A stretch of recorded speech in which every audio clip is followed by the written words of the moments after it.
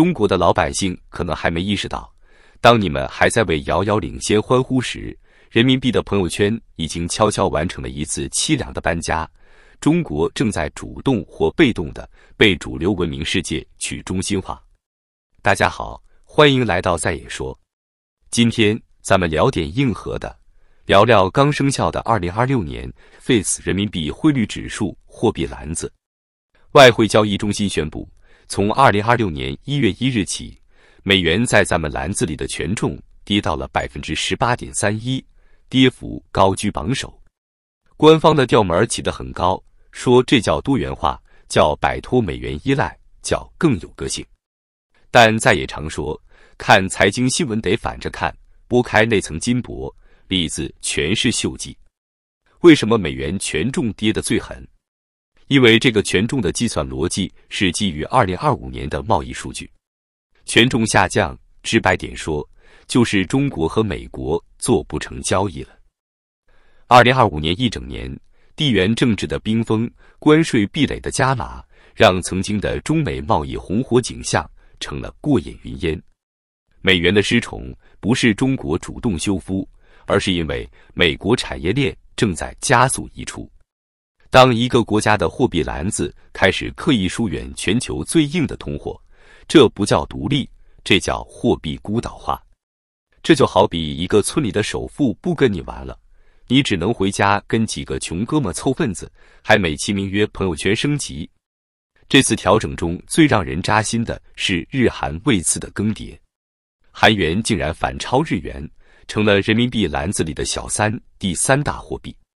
日元權重從 8.58% 跌到 8.12%， 韓元權重順勢上位，躋身前三。這說明了什麼？說明在過去的一年裡，中日貿易萎縮的速度驚人。日本的高端設備、核心零部件正在撤離，而韓元的上位，並非因為韓國跟中國生意做得多開心，而是因為在電子消費品和半導體的中低端領域，中韓兩國的內卷已經到了白熱化程度。中國要靠韓國的轉口貿易來維持那點可憐的順差，這種上位帶有一種末路狂花的淒涼。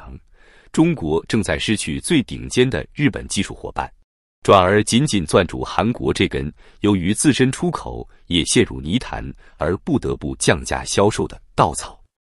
2026年這份名單裡，最魔幻的莫過於墨西哥比索，它的權重直接把老牌帝國英鎊給擠下去了，這簡直是魔幻現實主義的巔峰。墨西哥憑什麼？憑它的塔可餅嗎？不，憑的是它是中國企業躲避關稅、洗白中國制造標籤的避風港。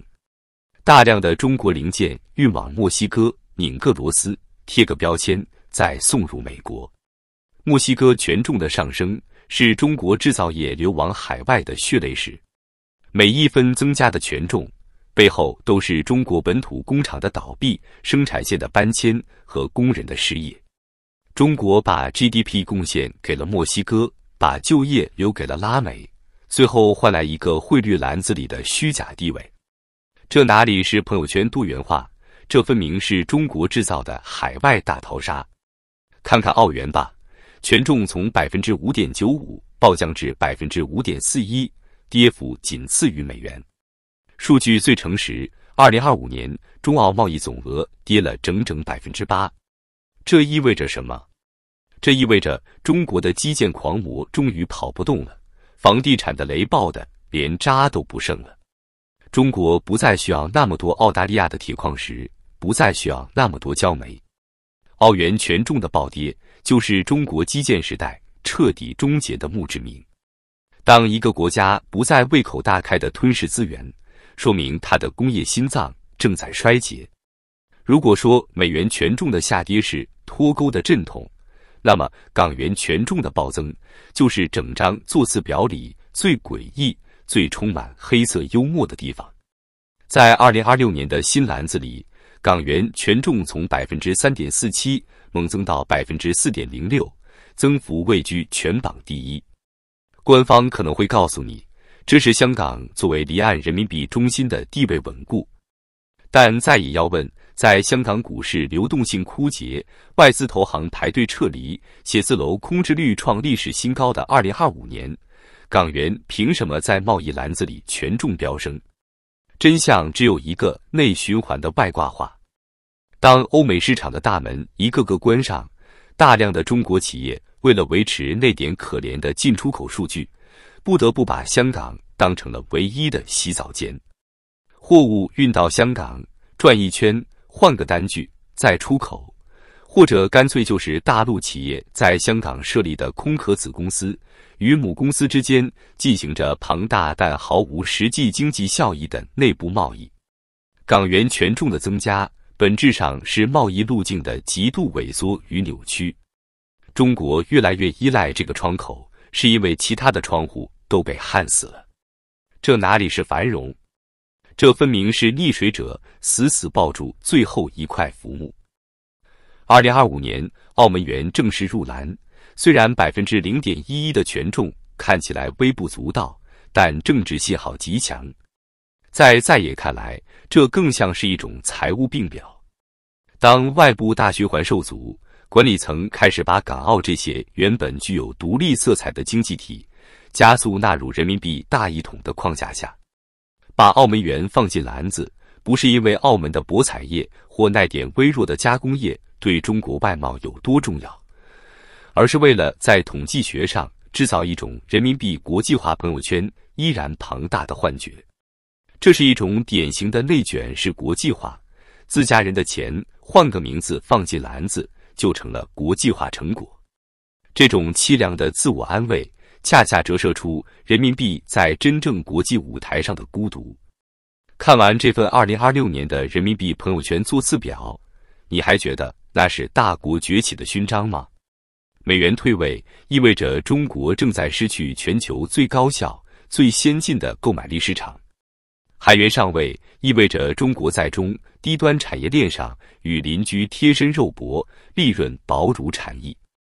墨西哥崛起意味着中國本土的就業機會正隨着產業鏈大規模逃亡。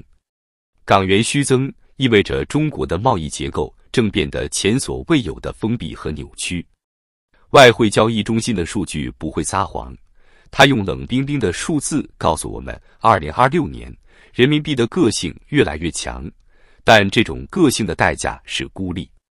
當籃子裡充滿着像俄羅斯盧布權重升至 5.04%、港元、比索這些貨幣時，人民幣的含金量究竟是在提升，還是在隨着那些正在關閉的工廠一起緩緩沉入歷史的深海？